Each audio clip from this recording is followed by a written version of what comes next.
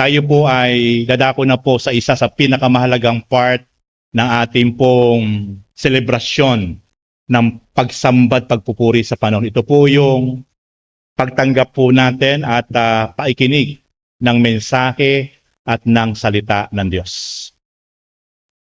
Alam niyo po mga kapatid, ang tao, kapag siya ay dumadaan sa mahirap na sitwasyon, kapag po siya ay nasa isang sitwasyon na wala pong lahat na po pwedeng ipagmalaki at ipagyabang sa kanyang sarili.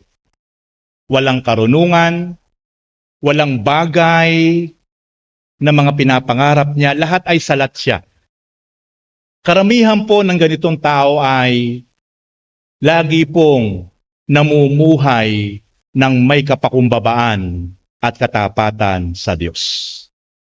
Pero ang nakalulungkot po na senaryo, kapag dumating po sa point ng buhay ng isang tao, na siya po'y meron ng narating sa buhay. Meron na po siyang na-achieve sa buhay. Nakatapos ng pag-aaral, naging successful ang kanyang career, naging successful ang kanyang pangkasalukuyang pinagpopokosan sa buhay. Naging matagumpay na business people. Naging matagumpay na politician. Dito po ay marami ang nasisilaw at kinakain ng karangyaan, katangyagan at kapangyarihan at nakakalimutan ng Diyos. At dumarating sa point na yung mga taong ito na nagtagumpay sa buhay ay nakakalimutan ng Diyos at nagiging mapagmalaki, mapagmapuri, maging mapagmataas sa Diyos. Ito po yung ayaw na makita ng Diyos sa buhay ng bawat isang mananampalataya. Even sa maraming hinirang at tinawag ng Diyos. Yung dumating sa point ng buhay niya na sobra na po siyang nagtagumpay, sobra na po siyang nagprosper sa kanyang buhay. Naging victorious na po ang kanyang buhay sa lahat ng aspeto ng kanyang buhay. At dumating sa point ng kanyang buhay, siya po ay naging mapagmalaki na at nakalimot na sa Diyos. Ito po yung ayaw na makita ng Diyos. Kaya po, ang akin pong ibabahagi ngayon sa inyo na mensahe ay akin pong pinamagatan, God does not want you to be proud. Ayaw ng Diyos na makita ka isang araw sa iyong buhay na ikaw ay namamayagpag na ikaw ay pinagpapala na ikaw ay nagiging matagumpay na ikaw ay nagiging successful na sa iyong career sa buhay. Sikat ka na, abala ka na sa maraming bagay sa mundong ibabaw. Yung dumating sa point ng buhay ng bawat isa po sa atin na nagiging hambog na tayo. Nagiging mayabang na tayo. Nagiging mapagmalaki na tayo. Nagiging mapagmataas na tayo. At dumating sa point ng buhay natin dahil sa napakarami na po nating pinagkakaabalahan sa buhay. Dahil hindi na po natin kayang i-manage yung ating schedule sa sobrang hectic ng ating schedule sapagkat dumating po sa point ng buhay natin na tayo po ay sobrang successful na, sobrang sikat na. Ang dami na pong nag-iimbita, ang dami na pong nag-i-invite. Hindi mo na halos kayang hati-hatiin yung iyong oras at katawan sa bawat isang okasyon, sa bawat isang imbitasyon sapagkat ikaw ay sobra nang nagpa-prosper sa buhay. At ang pinakamasakit, na pagbibigyan natin lahat ang mga imbitasyon dahil tayo nag-prosper na. Pero yung imbitasyon ng Diyos ay nakakalimutan na natin. Ito yung ayaw ng Diyos na dumating sa point ng buhay natin na makalimutan na po natin ang Diyos. At makalimutan po natin na nung panahon na wala pa po tayong ipinagmamalaki sa buhay, yung panahon na tayo pa lang po'y nagsisimula sa ating profesyon, sa ating karir, ay lagi po tayong napakainit, napakaalab, nakatiklop tuhod, umiiyak, nakataas ang kamay, lumuluha. Luha at sipon ay naghahalo sapagkat patuloy tayong nagsusumamo. Nananalangin, humihingi ng habag, humihingi ng tulong sa Diyos sapagkat yung mga panahong iyon ay wala pa tayong maipagmamalaki sa ating buhay. Pero ang masakit, yung dumating sa point ng buhay natin, tayo nga po ay naging matagumpay na. Tayo nga po ay naging achiever na. Tayo nga po ay nag-prosper na ang ating buhay. Pero ang masakit, nakalimutan natin ang Diyos na makapangyarihan sa lahat, na siyang patuloy na nagpahiram ng mga bagay na tinatamasa natin. Nakalimutan natin na bigyan ng panahon at oras, papurihan, pasalamatan ang Diyos na dati po ay lagi tayong umiiyak, araw at gabi, nakaluhod, nagpupuri, nagpapasalamat. Pero nung matanggap na po natin ang bunga ng ating mga pagsusumamo, dumating ang panahon na naging tayo po ay naging mapagmalaki, mapagmataas, at naging mayabang sa harap ng Diyos. Mga kapatid, i-check po natin ang ating mga sarili. Kung hindi man po ngayon natin ito nararanasan, lagi po nating i-evaluate ang ating mga sarili, ang mga puso't isipan. Baka po mamaya, nagsisimula na po sa ating mga buhay na ang Diyos pala, hindi na po pala siya ang ating first priority. Isinisingit na lang pala natin sa ating mga schedule, oras at buhay ang Diyos. Hindi na pala siya ang tunay na lagi nating pinararangalan, pinasasalamatan, sapagkat abala na po tayo sa maraming bagay. Kaya po, uulitin ko po, ang topic po natin ngayon, God does not want you to be proud. Ayaw ng Diyos na dumating sa point ng buhay natin, isang araw, malunod po tayo sa tagumpay ng buhay. Malunod po tayo sa karangyaan ng buhay. Malunod po tayo sa kapangyarihan, sa impluhensya. Malunod po tayo sa mga bagay sa mundong ito na humahatak po sa atin papalayo sa Diyos. Ayaw ng Diyos na ito ay maranasan natin. Tingnan niyo po ang sabi po ng Biblia. Sa aklat po ng Kawikaan chapter 16 verse 5. Kinamumuhian ni Yahweh ang lahat ng mayabang, at walang pagsalang sila'y parurusahan. Pag sinabi pong kinamumuhian, ito po ay mas malalim pa po ang kahulugan sa salitang galit. Yung galit po, matindi na po yon. Pero pag sinabing kinamumuhian, mas matindi pa po ito sa nararamdamang galit. Sino po yung kinamumuhian ng Diyos? Yung mga taong dumating sa point ng kanyang buhay ay naging mapagmalaki na, naging mayabang na sa harap ng Diyos. At tinitiyak ng Diyos, yung mga taong naging mayabang, sila po ay parurusahan ng Diyos. Kaya po yung mensaheng ito ay for awareness sa ating pong lahat. Ayaw po ng Diyos na tayo po'y parusahan, sapagkat ang Diyos po ay Diyos ng pag-ibig, Diyos na napakabuti. Pero sinasabi po ng Holy Scripture, hindi po natutuwa ang Diyos. Kinamumuhian ng Diyos ang mga taong dumating sa point na kanyang buhay, ipinagyayabang na po niya yung kanyang na-achieve sa buhay. Ipinagyayabang na po niya yung kanyang narating sa buhay. Ipinagyayabang na po niya yung mga bagay na meron siya. Pero nakalimutan niya, lahat ng bagay na meron siya, ito ay pansamantala lamang pong ipinagkatiwala sa atin ng Diyos. Tandaan niyo po yan. Huwag po natin yung kakalimutan. Anumang meron po tayo ngayon, whatever we have, yan po ay temporary lang po na ipinagkatiwala sa atin ng Diyos. Maging good steward po tayo Maging mabuti po tayong katiwala sa mga bagay na meron tayo. Talento, kalusugan, kalakasan, buhay, mga bagay na karangyaan, kayamanan, mga bagay na ipinagkatiwala sa atin ng Diyos. Dapat lahat ito ay magamit natin para sa kapurihan ng Panginoon, hindi para tayo ang mapapurihan. Sapagkat galit ang Diyos sa mga taong ipinagmamalaki na, ipinagyayabang na yung mga bagay na meron siya. Kawikaan chapter 8 verse 13. Ang takot kay Yahweh ay naglalayo sa kasamaan. Ako ay namumuhi sa lahat ng kalikuan, sa salitang baluktot at sa diwang kayabangan.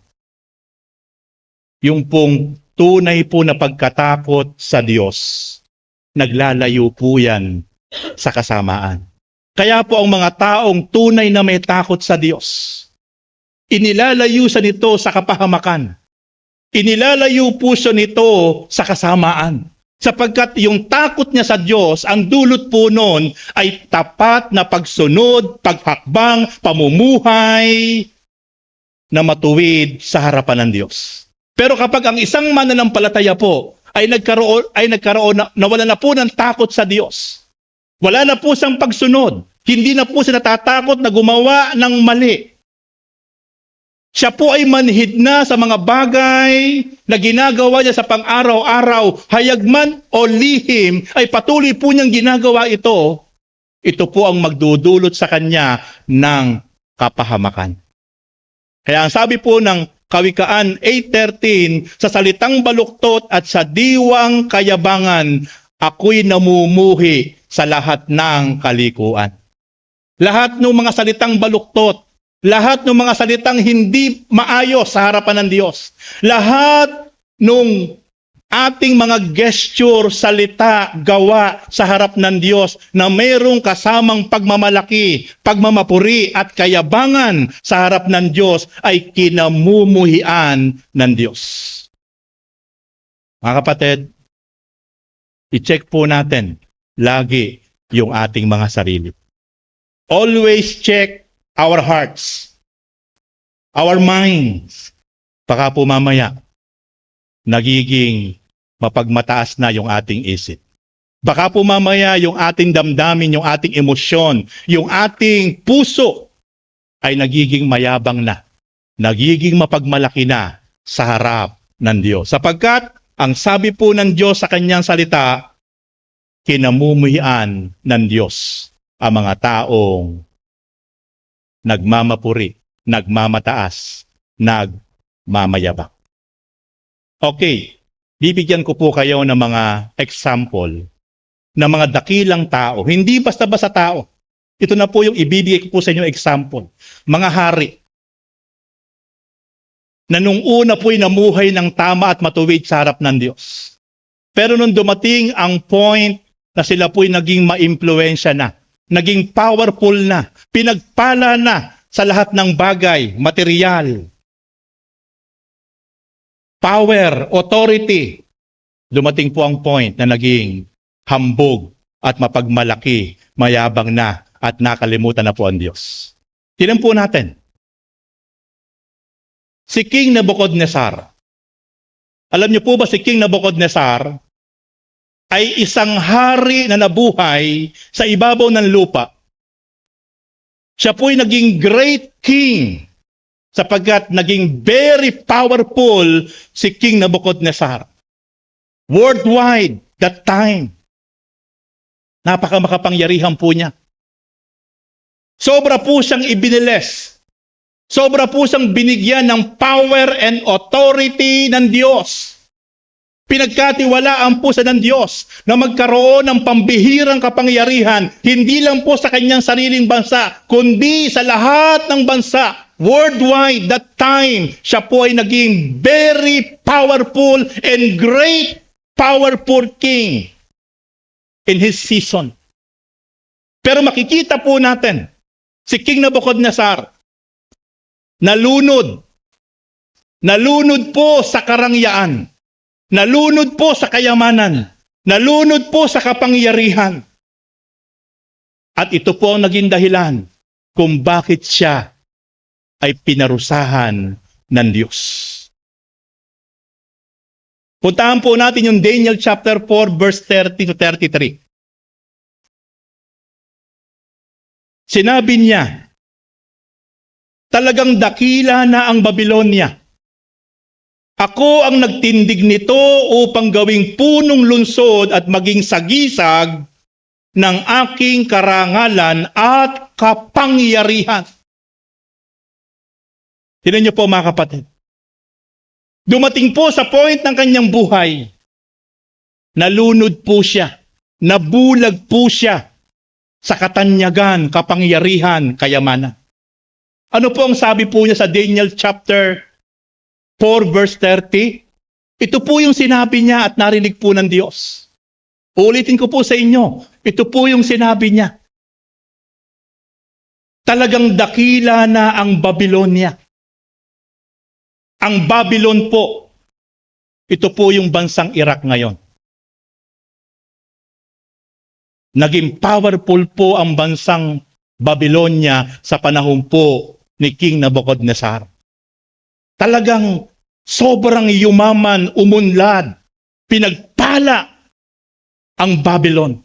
Kaya nga po ang Babylon Empire ay napakaraming sinakop na mga bansa. Sinakop nila sapagkat napakalakas ang puwersa ng sandatahang lakas ng kaharian ng Babylon sa pangunguna po ni King Nebuchadnezzar. Kaya po nung magawa niya pong lahat ito, nakapagpatayo po siya ng napakalalaking mga palasyo. Meron po siyang mga tauhan na milyon ang bilang. Mga kabayuhan, mga sandatang, mga sophisticated that time na sila lang po ang meron. Mga ginto na para lang pong bato sa kanyang kapanahunan. Wala siyang ginusto na hindi po niya nakamit.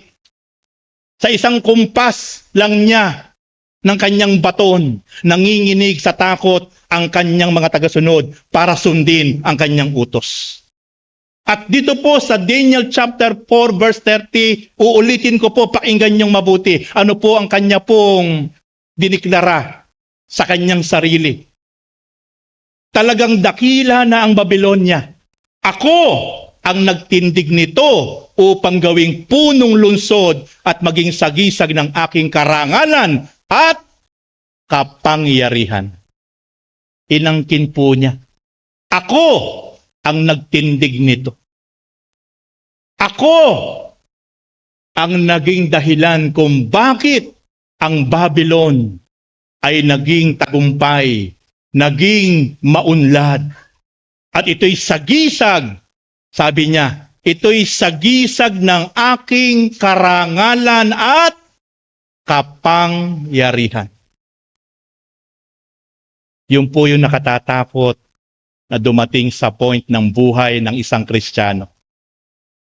Sa gitna po ng tagumpay sa buhay, sa gitna po ng kanyang kapangyarihan, karunungan, impluwensya, kayamanan, ang kininapu niya sa kanyang sarili sa harap ng Diyos, na siya na ang dahilan kung bakit naranasan niya ang lahat ng kanyang tinatamasa sa kanyang tagumpay sa buhay.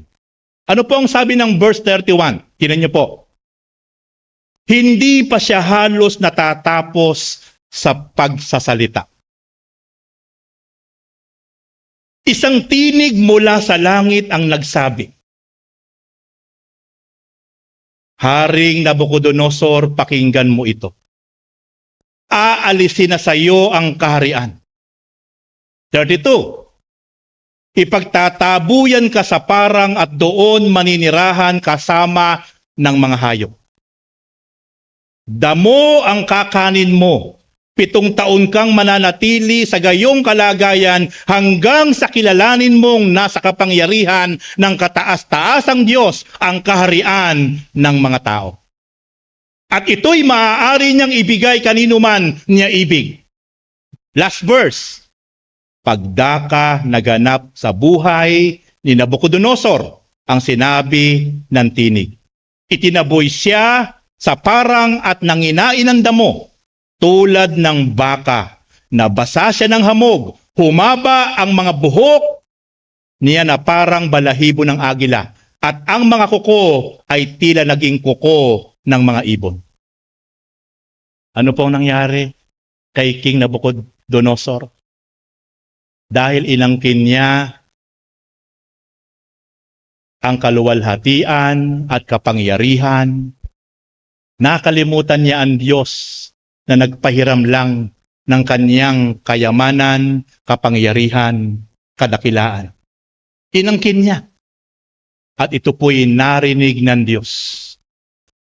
Hindi pa natatapos yung kanyang deklarasyon, yung kanyang salita, hindi pa natatapos. May isang tinig mula sa langit na siya po ay sinabihan. Haring Nabucodonosor, aalisin ka na sa iyong pagiging hari ng Babylonia. Ikaw ay itataboy doon sa kagubatan. Magpapara kang mailap na hayop. Hahaba ang iyong mga buhok na parang balahibo ng ibon. Hahaba ang iyong mga kuko na parang maiilap at mababagsik na hayop. Damo ang kakainin mo. Hanggang dumating ang panahon na matutunan mo na ang Diyos ang tunay na mayroong kapangyarihan sa kaharian ng mga tao. Sumobra pong yabang, sumobra pong taas si King Nabucodonosor. Alam niyo pong nangyari po kay King Nabucodonosor? Nawala po siya sa katinuan ng kaniyang isip. Nabaliw po siya. 7 years po siya ay namuhay sa kabundukan kasama ang maiilap na hayop at ang kinakain po ay ang mga damo sa bundok.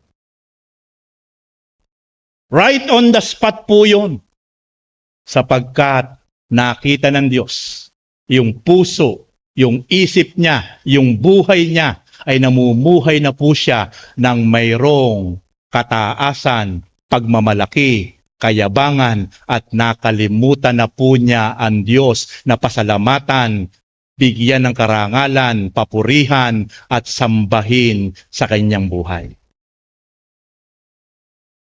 Mga kapatid, ito po yung ayaw na mangyari ng Diyos sa buhay ng bawat isa po sa atin bilang mga Kristiyano.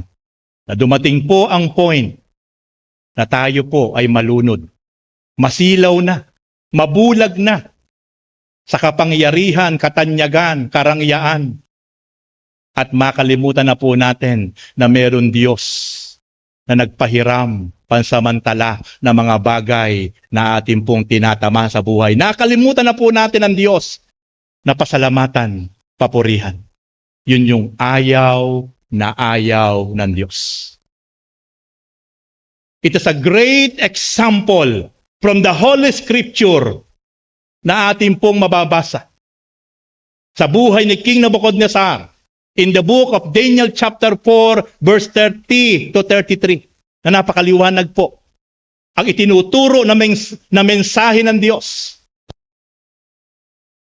Kahit ikaw ay tanyag pa, napakamakapangyarihan, napakayaman, pero sa isang kisap mata,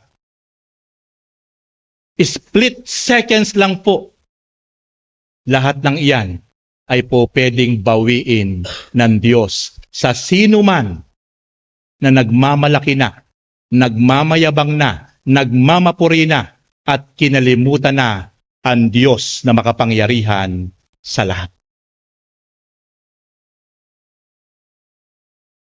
Second great example na aking pong ihahayag sa inyo. Si King Herod Agrippa I. Tinanggap po ang papuri na parang siya ang Diyos.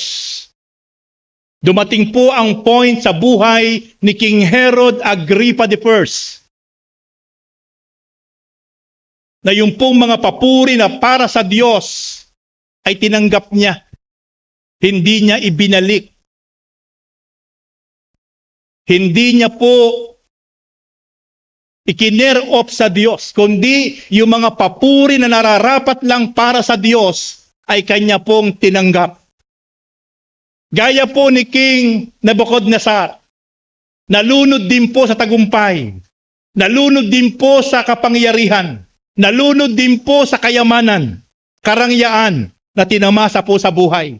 Nabulag, nasilaw sa mga bagay na pansamantala po niyang naranasan sa kanyang sarili at nakalimutan po niya na balikan, papurihan, pasalamatan, paglingkuran, sambahin ang Diyos na nagbigay, nagparanas ng isang buhay na napakasagana sa Kanya. Tingnan niyo po, sa Book of Acts, Aklat ng Gawa, chapter 21, verse 21 to 23, sa New Testament naman po ito. Ano po ang sabi ng Holy Scripture? Pagsapit ng takdang araw, si Herodes ay nagsuot ng damit ng hari. Lumuklok sa trono at nagtalumpati. Ano po yung kanyang talumpati? At sa verse 22, sa kanyang pagkatalumpati, pagsasalita sa harapan ng mga tao na kanyang nasasakupan, at sumigaw ang bayan. Ano po ang isinigaw ng mga tao sa kanyang ginagawang pagsasalita? Isang Diyos ang nagsasalita, hindi tao.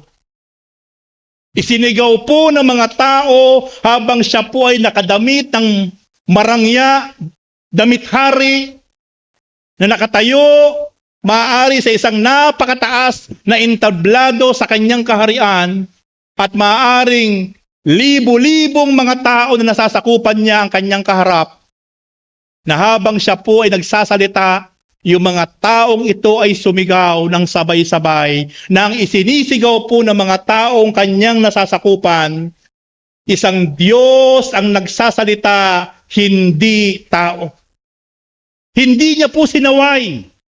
Hindi niya po sinaway yung mga taong sumisigaw na isang Diyos ang nagsasalita, hindi tao. Maaring sobra pusang na-proud pa. Maaring sobra pusang nasiyahan pa. Maaring siyang-siya na habang siya po ay nagsasalita, pero yung mga libo-libong mga taong ito ay sabay-sabay na sumisigaw na hindi tao ang nagsasalita, siya'y isang Diyos. Inangkin po niya ang karangalan na nararapat lamang po sa Diyos. Tinanggap po niya ang isang parangal, isang taguri na nararapat lang po sa Diyos. Hindi niya po inawat, hindi niya po pinigil ang mga taong kanyang nasasakupan. Kaya tingnan niyo po ang nangyari. Sa verse 23, ano po ang nangyari?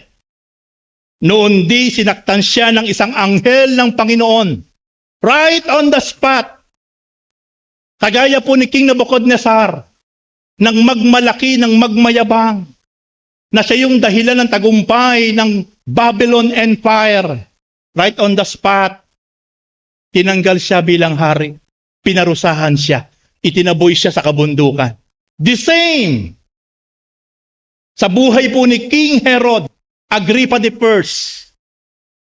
Nang matapos po niyang tanggapin ang dapat ay parangal at papuri at taguri para sa Diyos lamang, inangkin na po siya ay Diyos, hindi tao. Kaya po right on the spot, sabi po dito, noon di sinaktan siya ng isang anghel ng Panginoon sapagkat inangkin niya ang karangalang nauukol sa Diyos. Siya'y inuod hanggang sa mamatay. Ito po ang sinasabi ko po sa inyo. Ayaw na ayaw ng Diyos na dumating sa point ng buhay ng bawat isang lingkod, ng bawat isang Kristiyano, ng bawat isang mananampalataya, na darating po sa point ng buhay ng bawat isa po sa atin.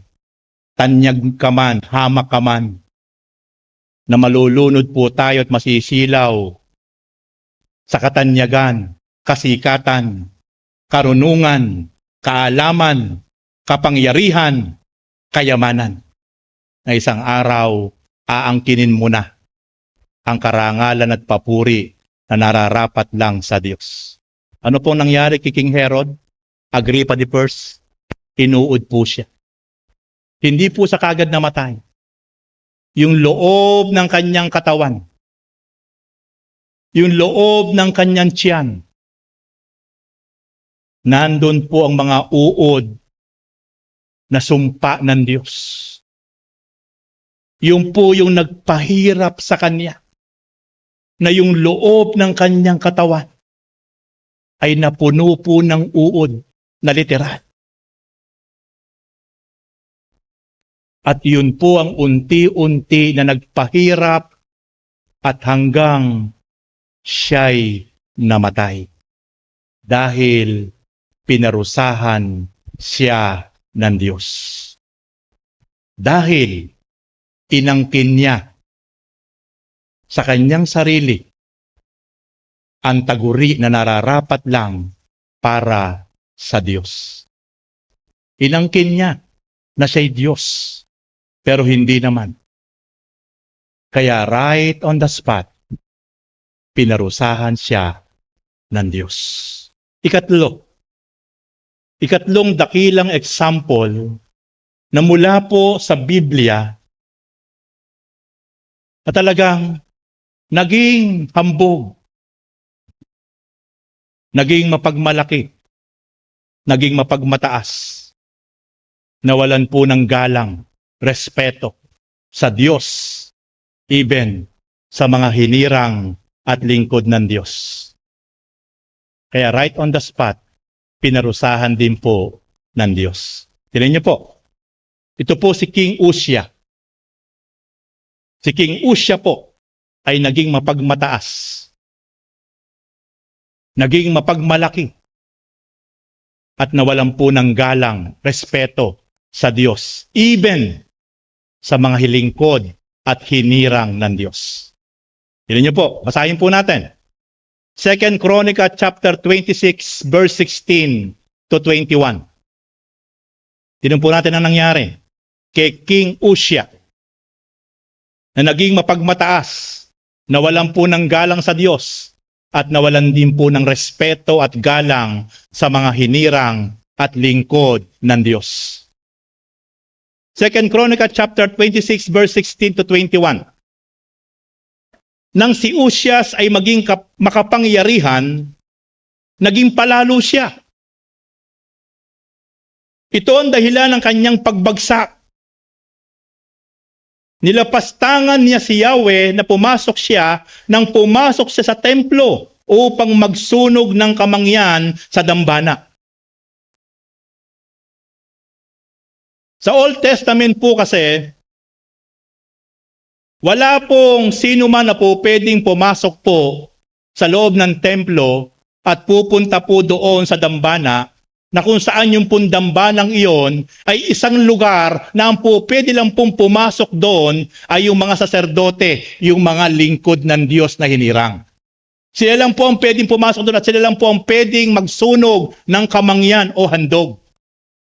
Pero ito nga pong si King Uzziah ay dumating sa point na maaaring ipinagyabang na niya, ipinagmalaki na niya na siya po'y makapangyarihang tao, siya po'y hari that time, kaya lahat ng gusto niya ay gagawin niya, walang po pwedeng pumigil sa kanya.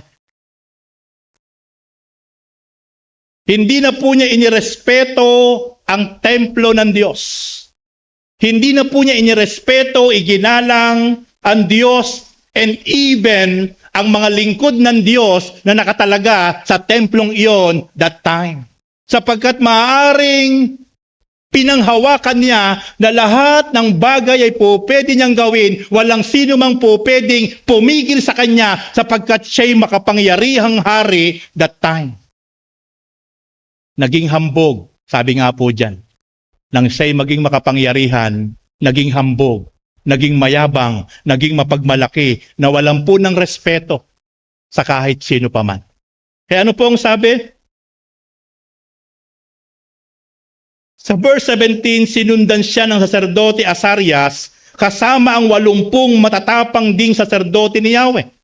Verse 18, nang makita siya ay sinabi nila, Uzziah, Hindi ka karapat-dapat magsunog ng kamangyan para kay Yahweh. Tungkulin lamang iyan ng mga saserdote na mga anak ni Aaron na itinalaga sa gayong gawain. Utang na loob, lumabas na kayo. Nagkakasala kayo sa ginagawa ninyong iyan. Hindi kalulugdan ni Yahweh ang ginagawa ninyo. Pinagsabihan siya ng mga lingkod ng Diyos sapagkat nandoon siya sa dambana sa loob ng templo ni Yahweh. At hawak niya po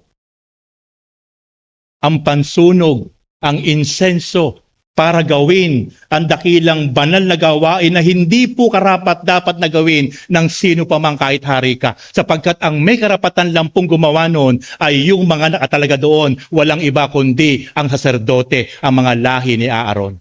Ang mga lingkod ng Diyos na pinili at hinirang ng Diyos. Pinipigil po siya.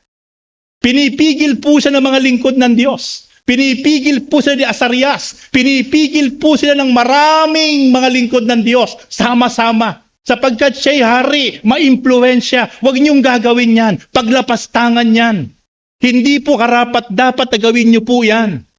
Sapagkat hindi malulugod sa inyo ang Diyos sa gagawin niyong iyan. Sapagkat ang may karapatan lamang pong gumawa niyan ay walang iba kundi ang mga itinalaga at hinirang na lingkod ng Diyos.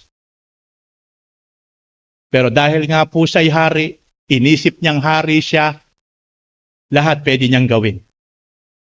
Nilapastangan niya ang templo ng Diyos. Nilapastangan niya ang kautusan ng Diyos. Nilapastangan niya ang mga lingkod ng Diyos. Ano po ang sabi doon sa verse 19?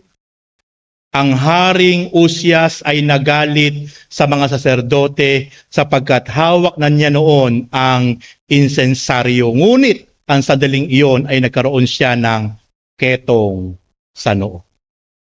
Sa halip na pakinggan ang mga payo at pakiusap ng mga lingkod ng Diyos na huwag niyang gawin yon, lumabas na siya sa templo sapagkat hindi malulugod ang Diyos sa kanya. Nakuha pa po niyang magalit sa mga lingkod ng Diyos. Nawalan po siya ng respeto. Nawalan po siya ng paggalang sa Diyos, sa templo ng Diyos, sa kautusan ng Diyos, at sa mga lingkod ng Diyos. Napakarami po niya nagawa na pagkakamali, pagkakasala, sapagkat dumating po sa buhay ni King Uzziah, siya po'y naging mayabang, naging mapagmataas. Right on the spot. Ano po ginawa ng Diyos sa kanya? Nung ayaw po niyang sumunod sa mga lingkod ng Diyos, siya po'y pinapalabas ng templo. Pinipigil na gawin yung bagay na yon. Right on the spot, nilagyan siya ng sakit na ketong sa noo. Ang sakit po ng ketong sa noo that time ay isang nakapandidiring sakit. Isa pong sakit na hindi gumagaling.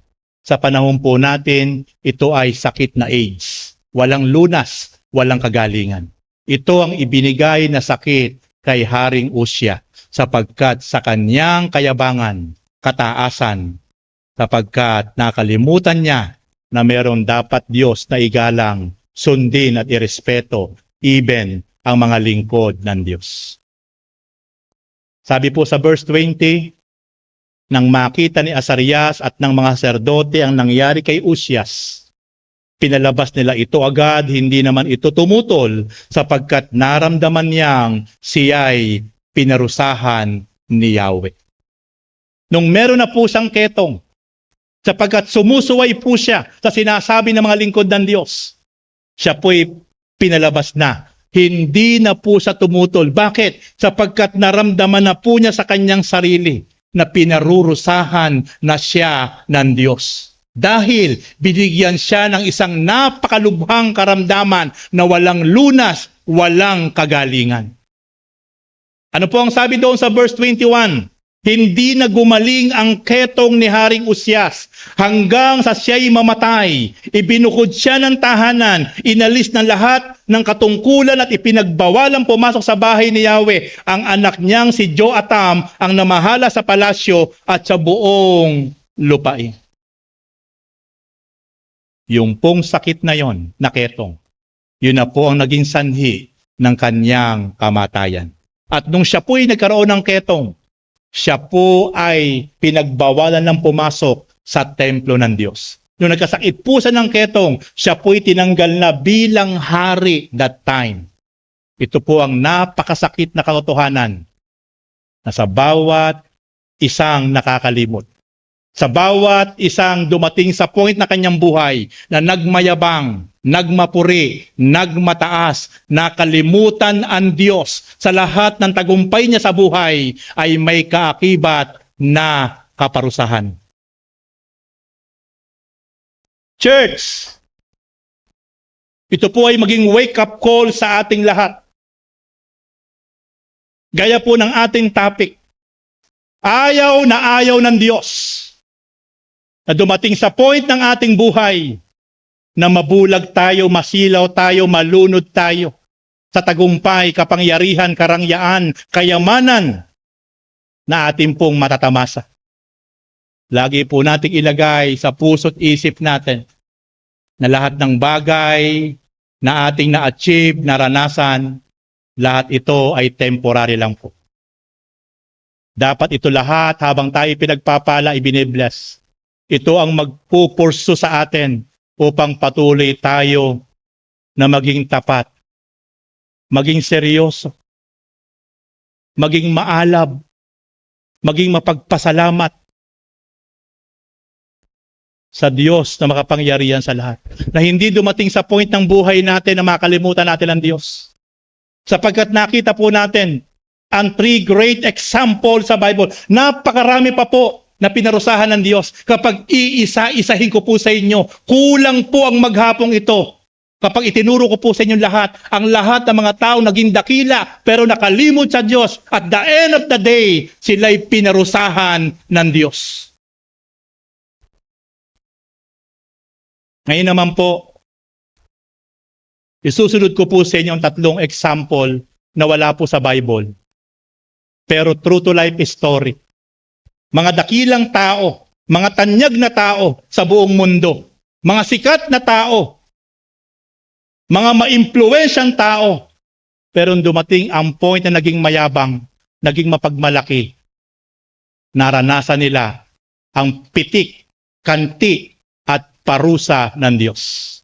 Number 1, si Thomas Andrews.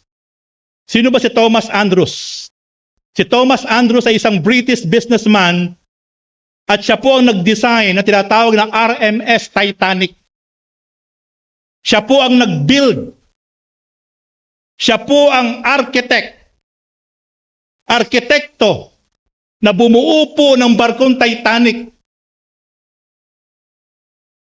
1909, pinamunuan po niya ang pagbuo sa barkong Titanic. At ito po ay sikat na sikat that time. Sapagkat ito po ay for the first time ay ito po yung barko na RMS Titanic na talagang napakalaki. At hindi po makasasakay dito ang mga pangkaraniwang tao. Lahat po ng mayayaman at prominenteng tao sa buong mundo ay dito po sumakay nang ito po ay maglayag. Isang araw po ay si Thomas Andrews po ay in-interview ng isang reporter. Tinanong po siya ng isang reporter kung gaano katibay ang Titanic. At ang sagot po ni Thomas Andrews, ito po ang kanyang sagot. Even God Himself could sink this ship. Sabi po ni Thomas Andrews, maski ang Diyos hindi kayang palubugin ang barkong ito na aking binuo. Sapagkat maaari talagang lahat ng matitibay na materyales ay ikinabit sa barkong Titanic.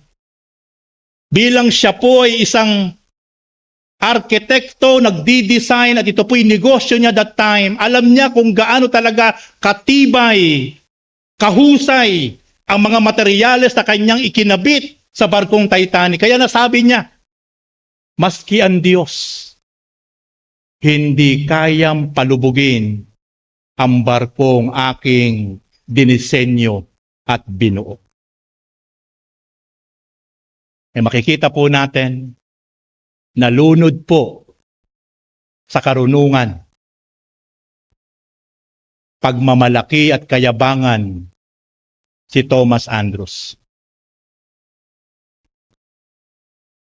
At ito nga pong Titanic ay nabansagan at kanyang binansagan na unsinkable ship. Napakatibay, hindi kayang palubugin ng kahit ano paman. At sabi nga niya, maski ang Diyos.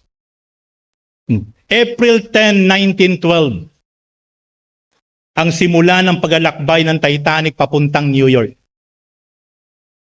Mula po sa Britanya, noong April 10, 1912, papuntang New York, Amerika, ay nagsimula pong maglayag ang barkong Titanic na ipinagyayabang, ipinagmamalaki ni Thomas Andrews na napakatibay, walang po pwedeng magpalubog kahit ang Diyos.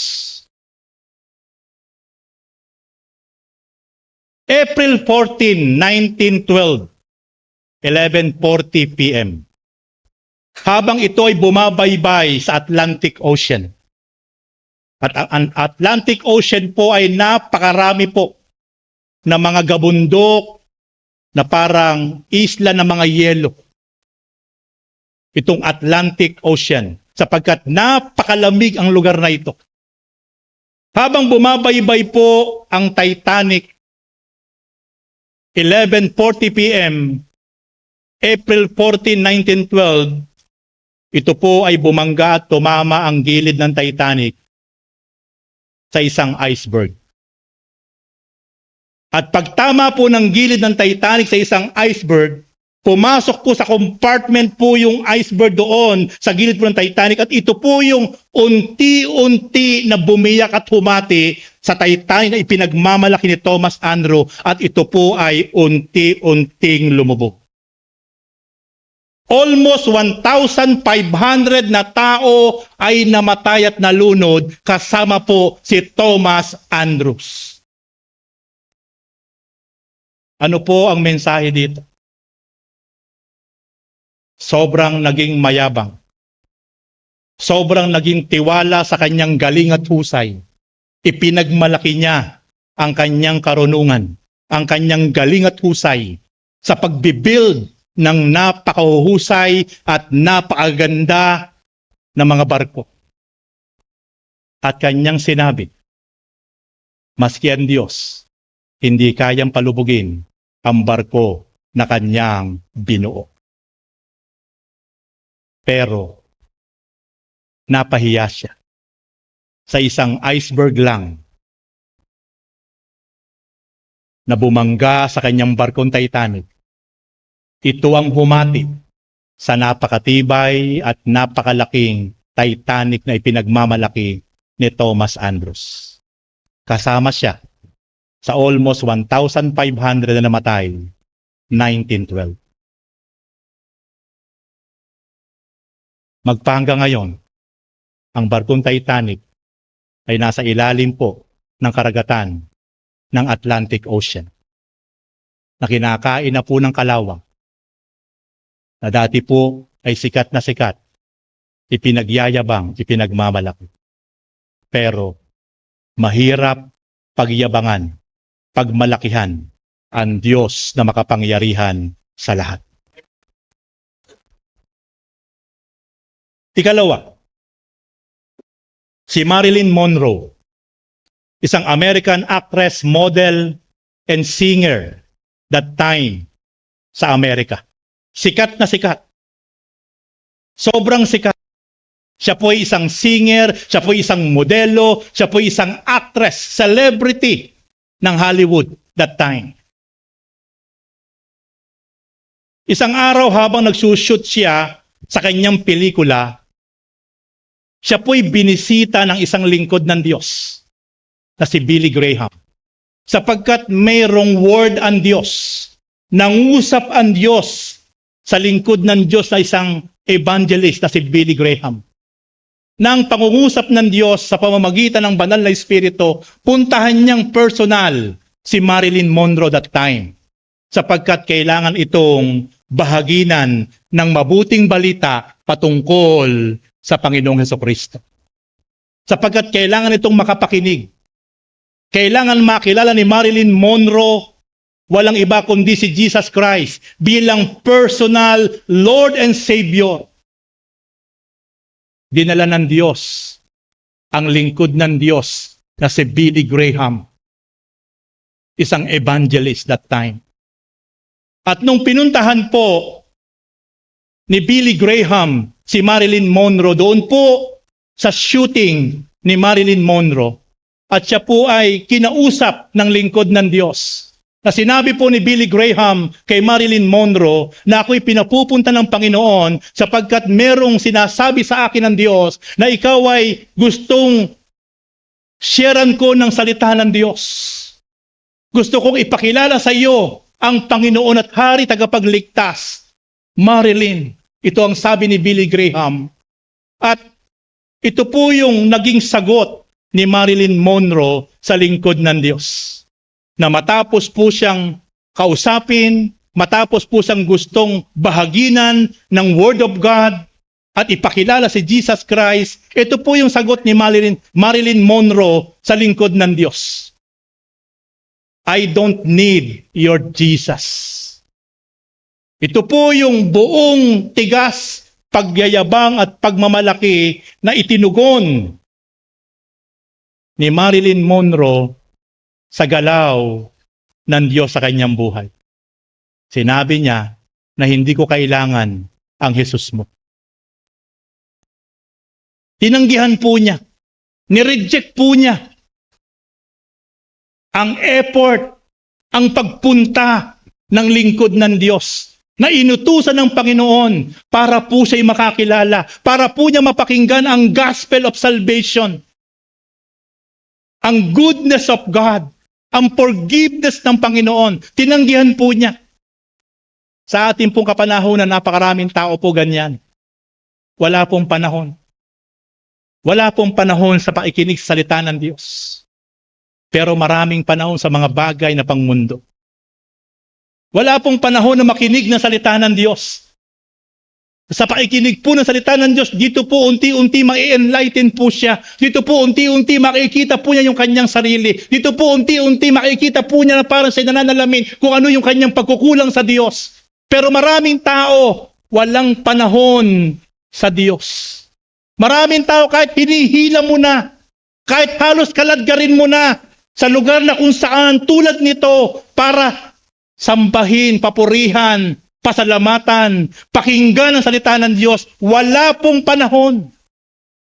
Ang turing po nila sa ganitong mga gawain ay pag-aaksaya ng oras, kalokohan, walang kabuluhan. Pero sa mga bagay na pangmundo, kahit gumagastos, kahit napapahamak, paulit-ulit na binabalikan ang mundo na wala naman pong idinudulot na maganda sa kanyang buhay. Pero kay Kristo na nagbibigay, ang pangako ay isang buhay na walang hanggan, isang buhay na ganap at kasiyasiya. Ang tao po, laging walang panahon sa Diyos. Katulad po ni Marilyn Monroe, na binanggit po niya, sinabi po niya ng may pagmamalaki, I don't need your Jesus. Church, nawa po wag dumating sa point ng buhay natin na mawalan po tayo ng panahon sa Panginoon. Huwag po dumating sa point ng buhay natin nang dahil sa kaabalahan ng bawat isa po sa atin, ay ito na po ang ating naipapakita sa harap ng Diyos na wala na po tayong oras, wala na po tayong panahon para sa Panginoon. Wala na po tayong panahon para magbalik ng pasalamat, papuri, pagsamba, paglilingkod, oras sa Diyos. Dahil tayo po ay abalang-abala na po sa maraming bagay sa buhay natin. Alam niyo po ba nung sabihin po yun ni Marilyn Monroe sa lingkod ng Diyos na sinabi niya, I don't need your Jesus. After 1 week lang po. After 1 week lang po na nireject niya ang Panginoon sa pamamagitan ng lingkod ng Diyos sa Billy Graham, siya po ay natagpuan sa loob ng kanyang kwarto, doon po sa Los Angeles, California, na siya po ay wala na pong buhay. Siya po ay nagpakamatay dahil po sa depression. Ito po ang nakalulungkot na senaryo na naganap sa buhay ni Marilyn Monroe. Na bago siya magpakamatay, alam na po ng Diyos na gagawin niya yon. Kaya ang Diyos ay nagpadala sa kanya ng lingkod ng Diyos para po siya ay abutin, para po siya ay iligtas sa kapahamakan. Pero mas pinili po ni Marilyn Monroe na tanggihan at i-reject ang pakikinig ng salita ng Diyos mula sa lingkod ng Diyos. Mga kapatid, makinig po kayong mabuti.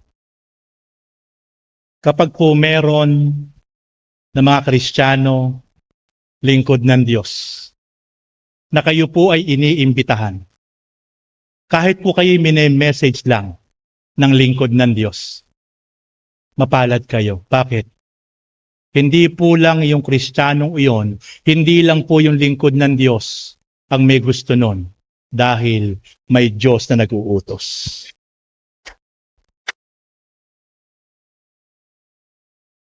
Paalala po yun. Na ayaw ng Diyos. Isang araw, mapahamak ka na wala sa kamay ng Diyos.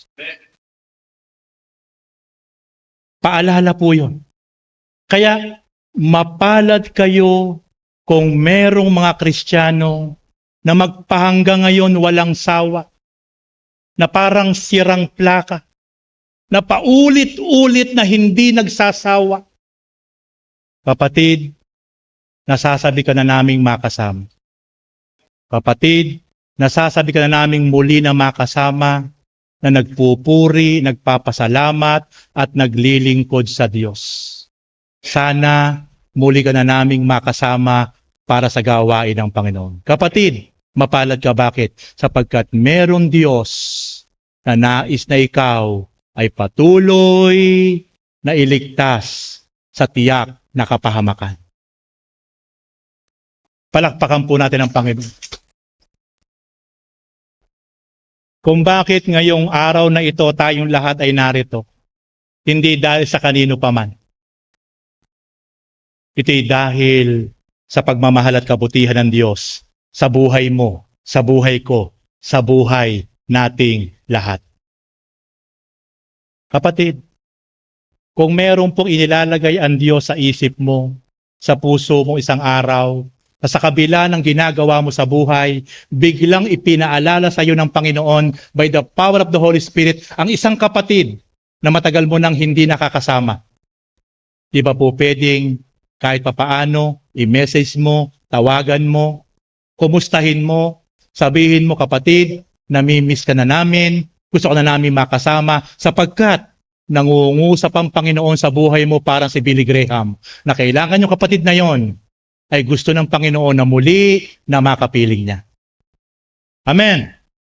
Kaya mga kapatid, gaya po na nangyari kay Billy Graham, kinausap siya ng banal na Espiritu, na kahit napaka-busy po ni Evangelist Billy Graham that time, nagbigay siya ng oras panahon para puntahan si Marilyn Monroe.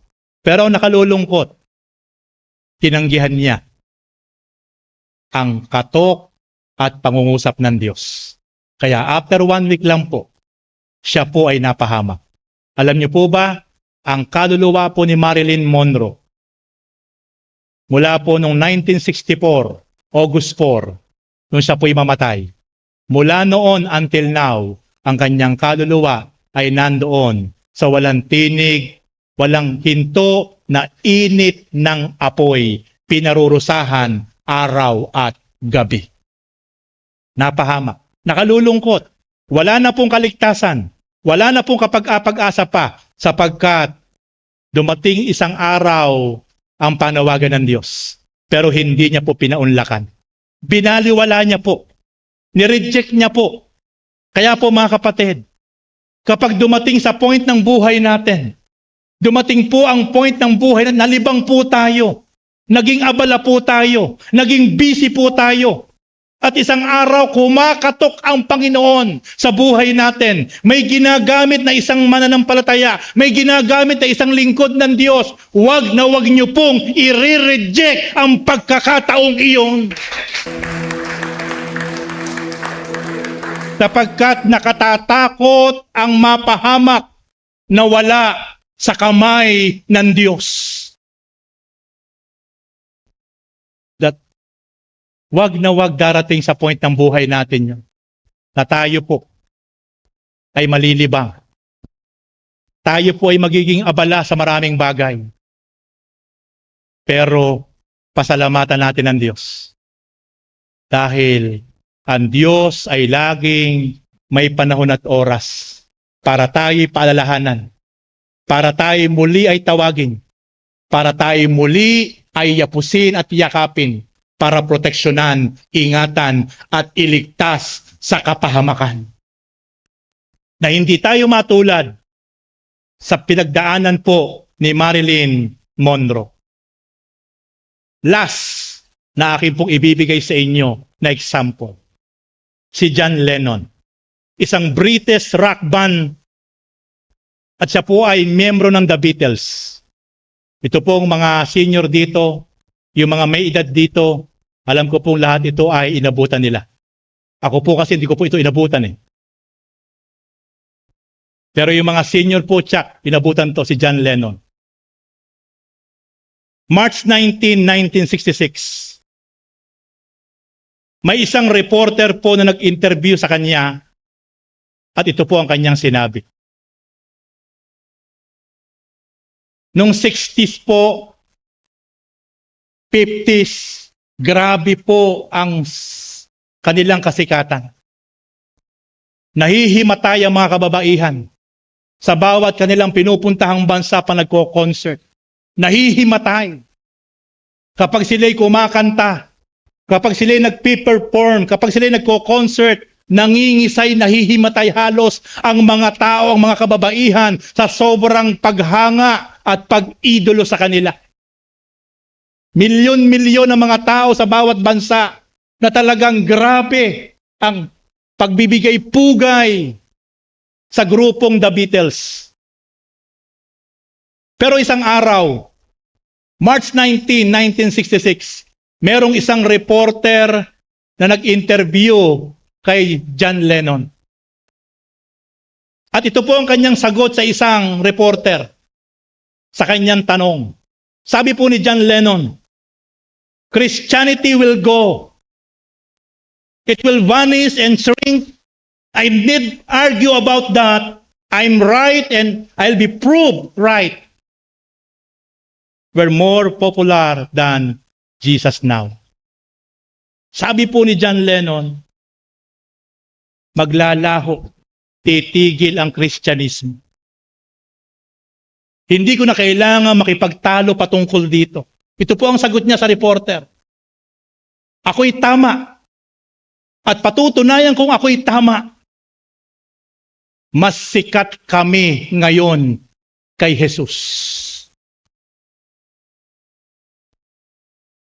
Handong po ang kayabangan, pagmamalaki at pagmamapuri.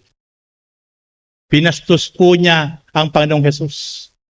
Maglalaho daw po, lilipas, titigil ang Kristyanismo. Hindi na daw po niya kailangan makipagtalo patungkol dito.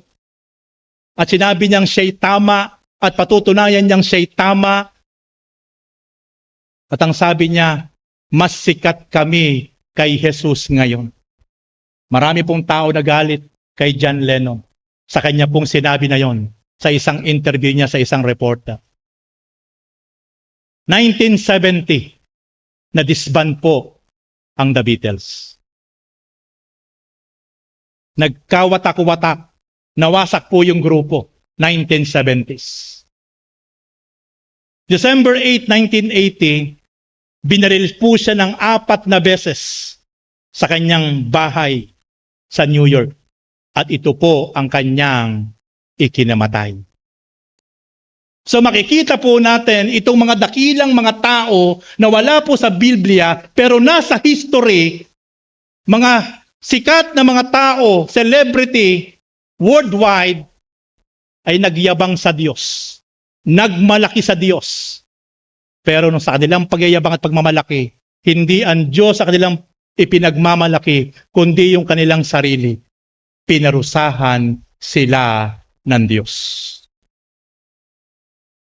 Mga kapatid, ito po ang paalala sa atin ng Panginoon. Huwag na huwag darating sa point ng buhay natin. Na dumating sa point ng buhay natin na tayo pinagtatagumpay na. Tayo po'y naging maimpluwensya na, makapangyarihan na, pinagpala na, ibilas na. Huwag na huwag po natin ipagmamalaki ang numang bagay na pansamantalang ipinagkatiwala ng Diyos sa atin. At huwag na huwag nating kalilimutan ang Diyos. Kahit gaano ka kaabala, kahit gaano ka kabisig, sa trabaho mo, sa profesyon mo, sa negosyo mo, sa pag-aaral mo, sa karir mo, huwag mong ihuhuli ang Diyos. Sapagkat kapag dumating sa point ng buhay mo, na ang naging dahilan mo na ay ang napakaabala mong schedule sa iyong profesyon, sa iyong negosyo, yan po ay isang indikasyon na pinagmamalakihan na natin ang Diyos.